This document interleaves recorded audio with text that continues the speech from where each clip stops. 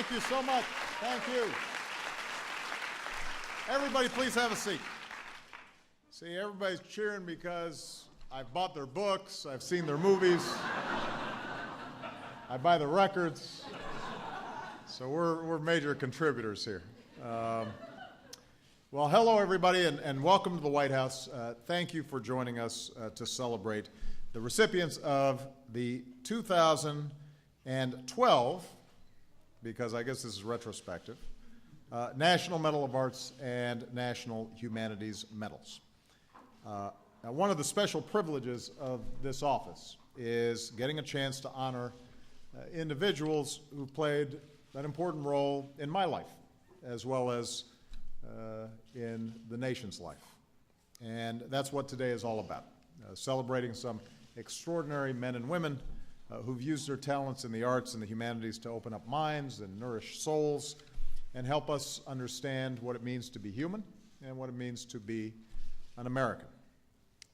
I want to give some special thanks to the people who helped to preserve and to support that cultural legacy. The acting chairwoman of the National Endowment for the Arts, Joan Shigekawa. Give Joan a big round of applause. Where is she? There she is.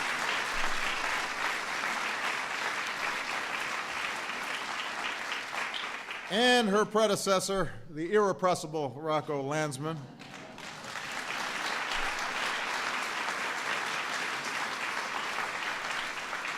As well as the acting chairwoman of the National Endowment for the Humanities, Carol Watson.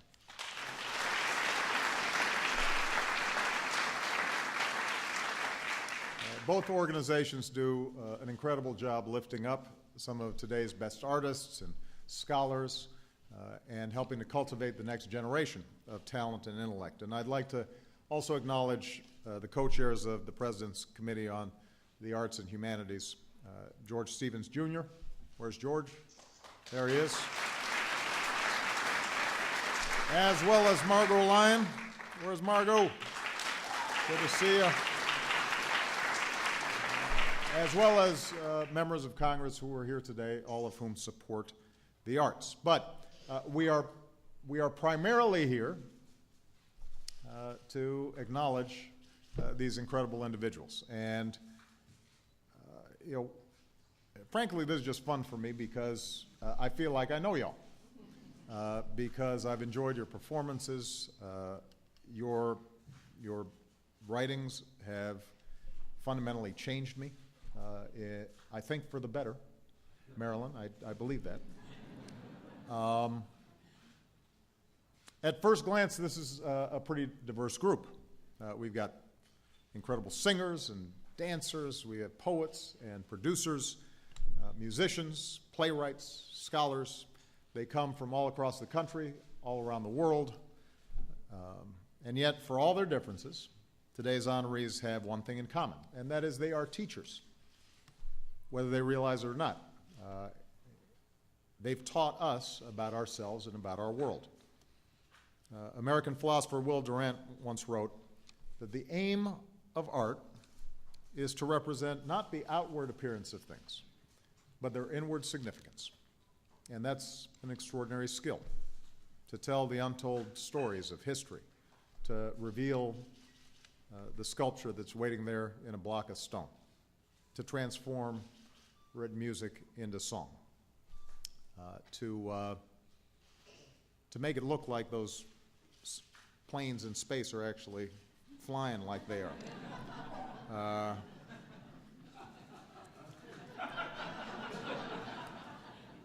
I'm just saying, I remember when I first saw Star Wars, there's a whole generation that thinks special effects always look like they do today. But it used to be you'd see like the string on the little model spaceships. Anyway, I'm being led astray.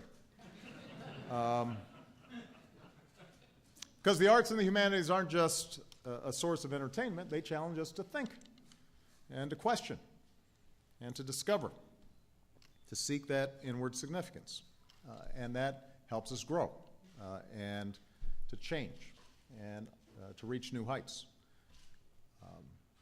and understand each other at a time when The world is constantly crying for the capacity to bridge that gap and speak to people who aren't like us. And that's exactly what these artists and these humanists have done. By working hard, developing their craft, following their dreams, never giving up. Somebody like Alan Toussaint, who is being honored here for his incredible contributions to the rhythm and blues and jazz music of his beloved New Orleans. After his hometown was battered by Katrina and Alan was forced to evacuate, he did something even more important for his city. He went back. And since then, Alan's devoted his musical talent to lifting up and building up a city. And today, he's taking the stage all over the world with all kinds of incredible talent, doing everything he can to revive the legendary soul of the Big Easy. Somebody like Ernest Gaines, who grew up as a descendant of sharecroppers in the South and farming the same land as his ancestors. He did not let that define his future. Instead, he took that experience and used it to help fill in gaps in American literature with the stories of African American life. And then Ernest moved back to Louisiana, onto the very same land he and his family had once worked. And he spent more than 20 years teaching college students to find their own voices and reclaiming some of the stories of their own families and their own lives. Somebody like Joan Didion, who rightly has earned distinction as one of the most celebrated American writers of her generation. I'm surprised she hadn't already gotten this award. But in early years, she was in school only sporadically, basically taught herself how to read while she and her family followed her Army office father around the country. She obviously learned quickly. She won a contest for Vogue in college, gave up the dream of being an oceanographer. Writing became her world, and today, decades into career, she remains one of our sharpest and most respected observers of American politics and culture. What's true for those three is true for all the recipients here. So many of you have touched me and touched Michelle, and now we're trying to get them to, Malia and Sasha, to see some of Anna's work, or read Gilead, because we want to share that, because we think it was important to us. And we celebrate people like our honorees here today, not just because of their talent, but because they create something new. They create a new space. And that becomes a lasting contribution to American life. And that's true for all of these honorees. So together, the men and women with us today have helped us appreciate individual talent. But as I said earlier, they've also helped us to bridge our differences, to recognize all the things we share as Americans, whether it's arts or humanities or sports. Frank, I grew up reading Sports Illustrated, and I think it was very good for me. I don't know about you. Because all these endeavors, they don't discriminate, they don't prejudge.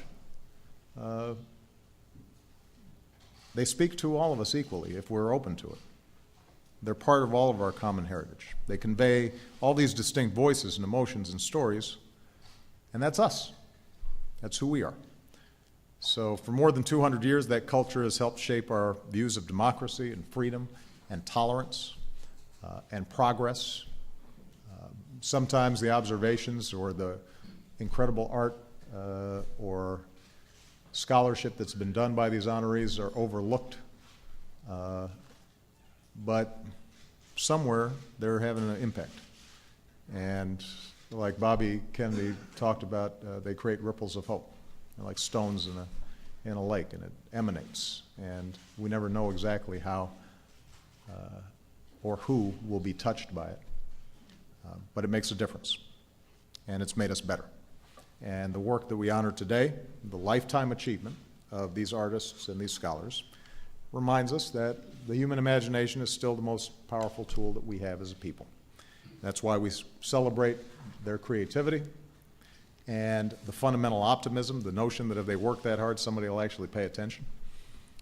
And that's why we have to remain committed to the dreamers and the creators and innovators who fuel that progress and help us light the way ahead. Because our children, our grandchildren deserve to grow up in a country where their dreams know no bounds and their ambitions extend as far as their talents and hard work can take them. And it's important that they have examples, people who've carved out a path for them. So I want to thank today's honorees for doing their part to foster that spirit, to enrich our entire nation. Every one of them has helped us see beyond outward appearances and appreciate the significance of what's within. And for that, we are incredibly grateful. So it is now my privilege to present these medals to each of them as one of our military aides reads their citations. Please.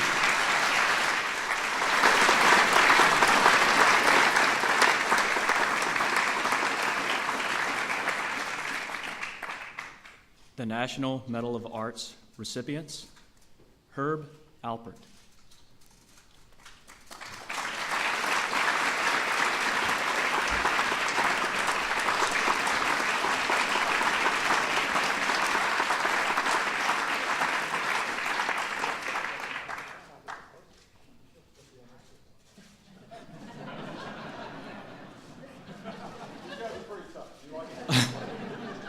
For his varied contributions to music and the fine arts, the musician behind Tijuana Brass Phenomenon and co-founder of A&M Records, which launched several storied careers, Mr. Alpert is also a philanthropist who shares the power of arts education with young people across our country.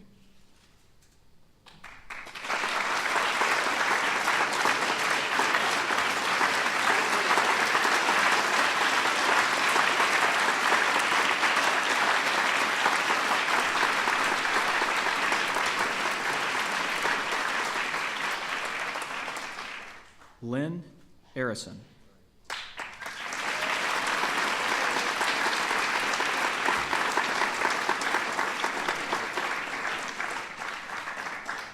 For her contributions as a philanthropist and arts education advocate, co-founder of the National Young Arts Foundation and the New World Symphony, Ms. Arison's work celebrates, showcases, and supports the next generation of great American artists.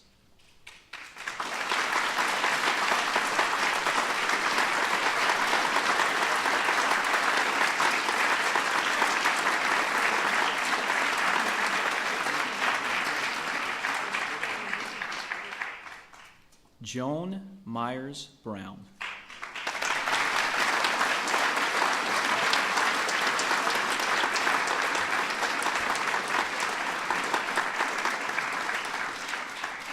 For her contributions as a dancer, choreographer, and artistic director, founder of the Philadelphia Dance Company, Ms. Brown carved out an artistic haven for African American dancers and choreographers to innovate, create, and share their unique visions with the national and global dance communities.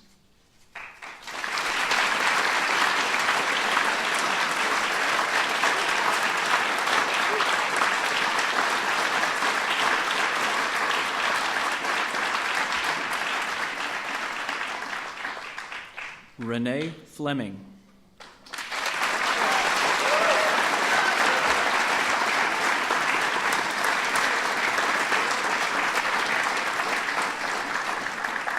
For her contributions to American music, known to many as the People's Diva, Ms. Fleming has captivated audiences around the world with an adventurous repertoire spanning opera and the classical tradition to jazz and contemporary pop.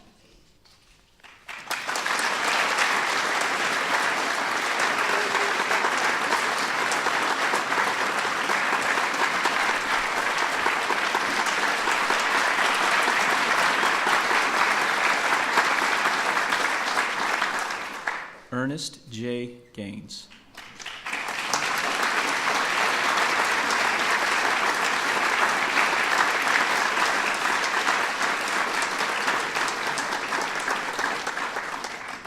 for his contributions as an author and teacher. Drawing deeply from his childhood in the rural South, his works have shed new light on the African American experience and given voice to those who have endured injustice.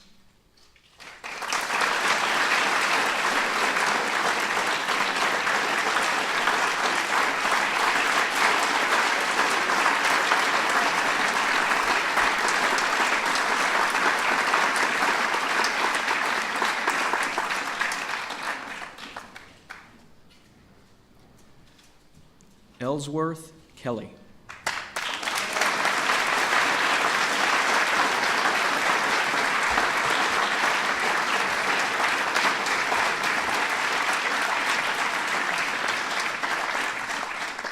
For his contributions as a painter, sculptor, and printmaker, a careful observer of form, color, and the natural world, Mr. Kelly has shaped more than half a century of abstraction and remains a vital influence in American art.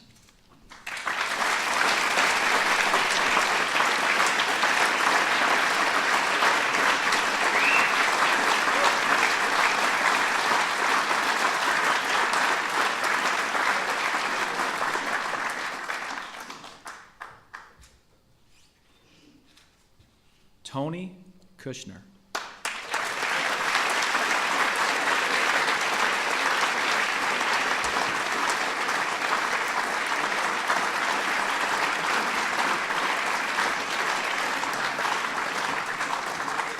For his contributions to American theater and film, whether for the stage or the silver screen, his scripts have moved audiences worldwide, marrying humor to fury, history to fantasy, and the philosophical to the personal.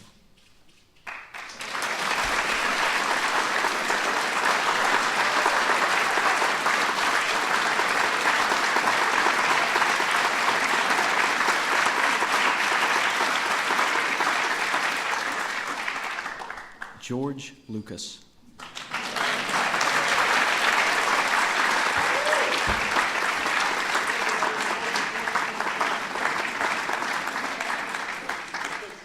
For his contributions to American cinema, by combining the art of storytelling with boundless imagination and cutting-edge techniques, Mr. Lucas has transported us to new worlds and created some of the most beloved and iconic films of all time.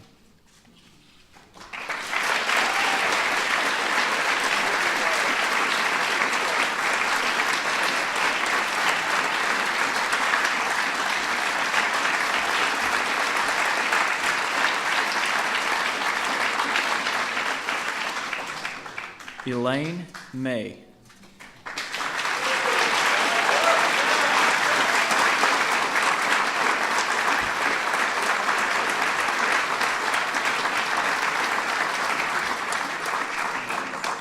For her contributions to American comedy, with groundbreaking wit and a keen understanding of how humor can illuminate our lives, Miss May has evoked untold joy, challenged expectations, and elevated spirits across our nation.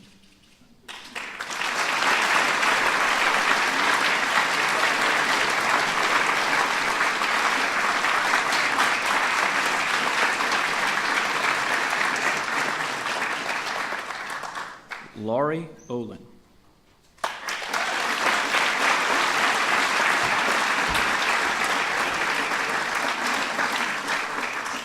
For his contributions as a preeminent landscape architect, renowned for his acute sense of harmony and balance between nature and design, Mr. Olin has dedicated his energy to shaping many iconic spaces around the world and to educating new leaders in his art.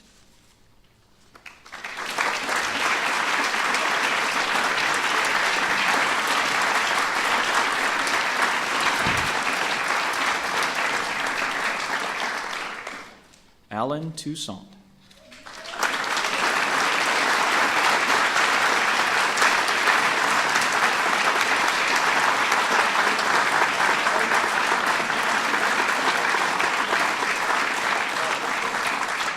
For his contributions as a composer, producer, and performer, born and raised in New Orleans, Mr. Toussaint has built a legendary career alongside America's finest musicians, sustaining his city's rich tradition of rhythm and blues and lifting it to the national stage.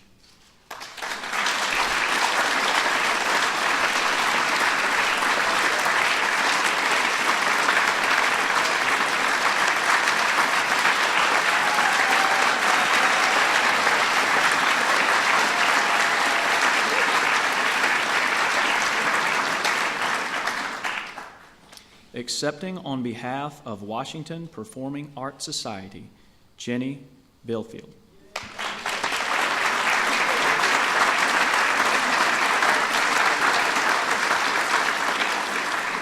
For bringing world-class performances to our nation's capital, from concert hall premieres to in-school workshops, Washington Performing Arts Society has drawn renowned artists to the Washington community and inspired generations of young performers to follow their passions.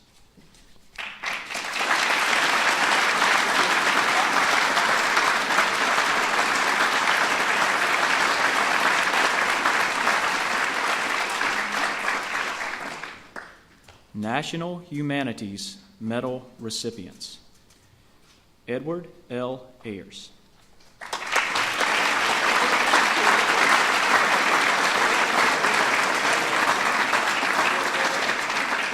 For his commitment to making our history as widely available and accessible as possible, Dr. Ayers' innovations in digital humanities extend higher learning beyond campus boundaries and allow broad audiences to discover the past in new ways.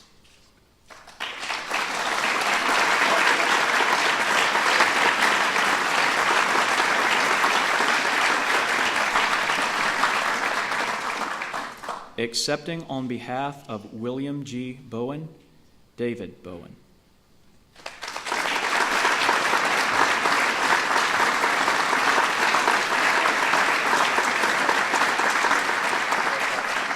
For his contributions to the study of economics and his probing research on higher education in America, while his widely discussed publications have scrutinized the effects of policy, Dr. Bowen has used his leadership to put theories into practice and strive for new heights of academic excellence.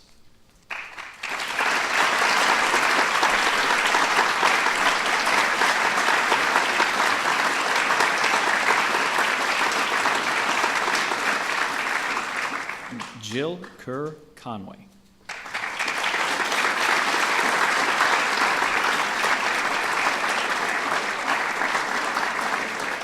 For her contributions as a historian and trailblazing academic leader, Dr. Conway has inspired generations of scholars, and her studies of exceptional and empowered women have revealed a common drive that unites women across the globe to create, to lead, and to excel.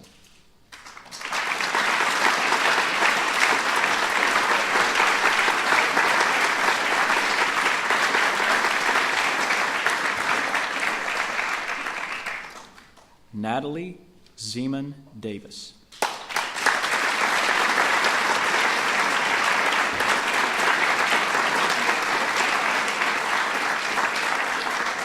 For her insights into the study of history and her exacting eloquence in bringing the past into focus.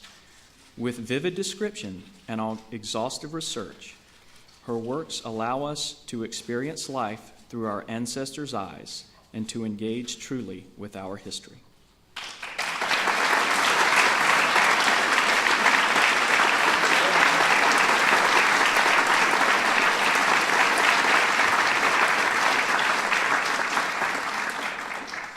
Frank Defford.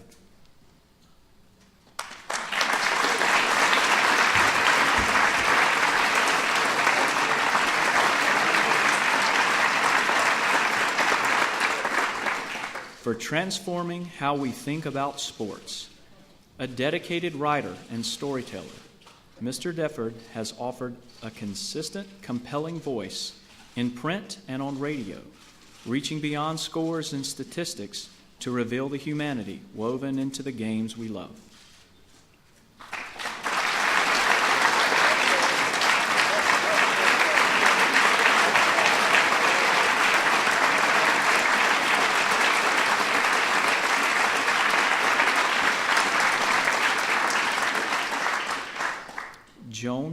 Didion.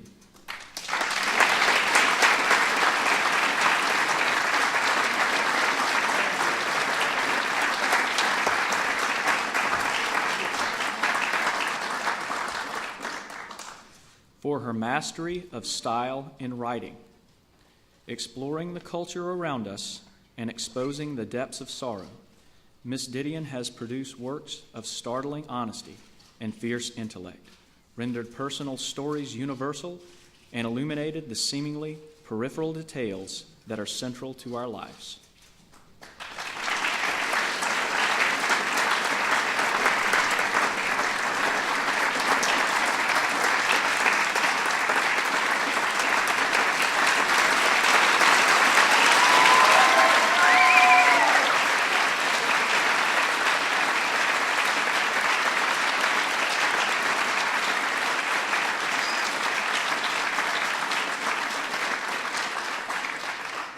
Robert D. Putnam.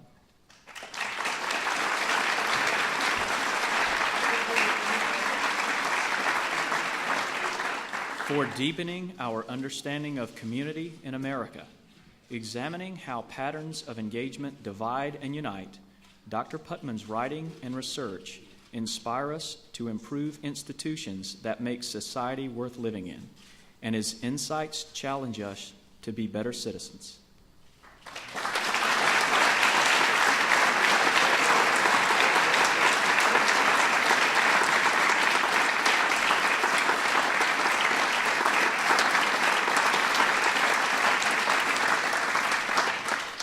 Mary Lynn Robinson.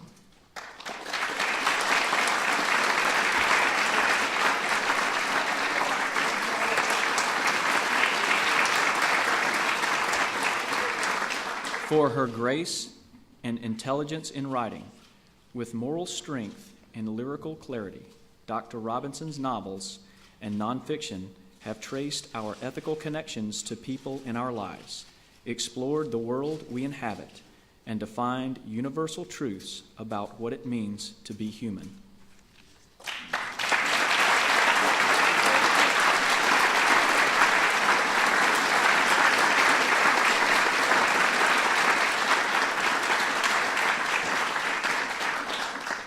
Kay Ryan.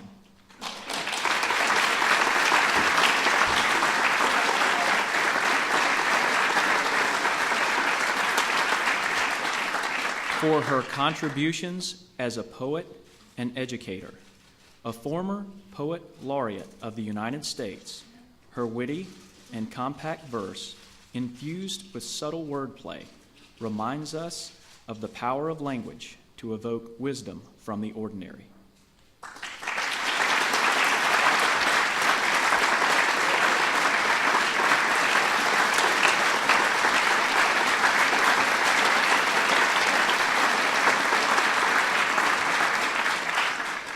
Robert B. Silvers.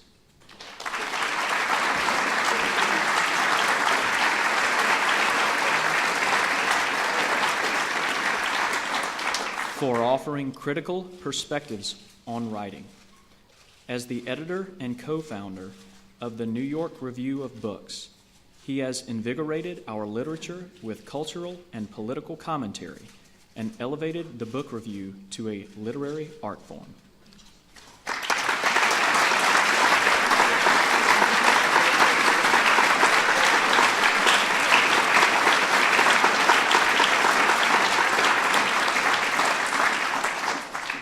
Anna DeVere Smith.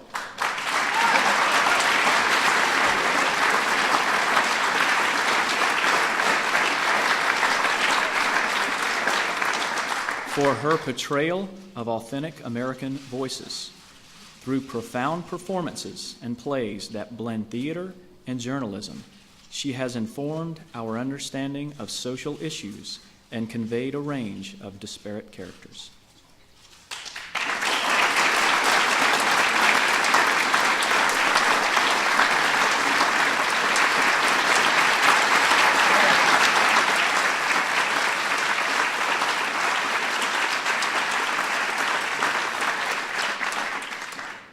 Camilo Jose Vergara.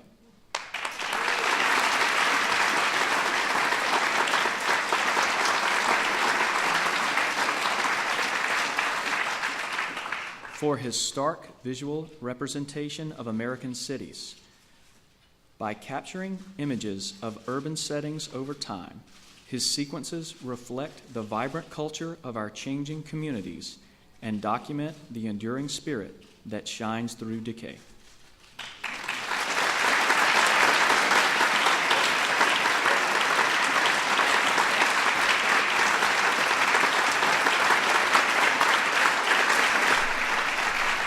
Let's give our honorees one more big round of applause.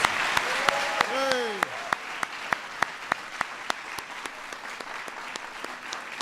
You guys all. You guys.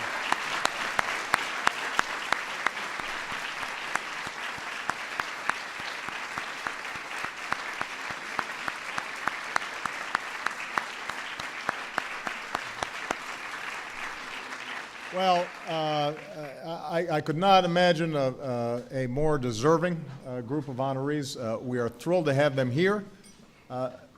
Fear not, the party is not over. My understanding is the food here at the White House is not bad, and we may get some nice tunes from our Marine band. They can play anything, so feel free to make requests.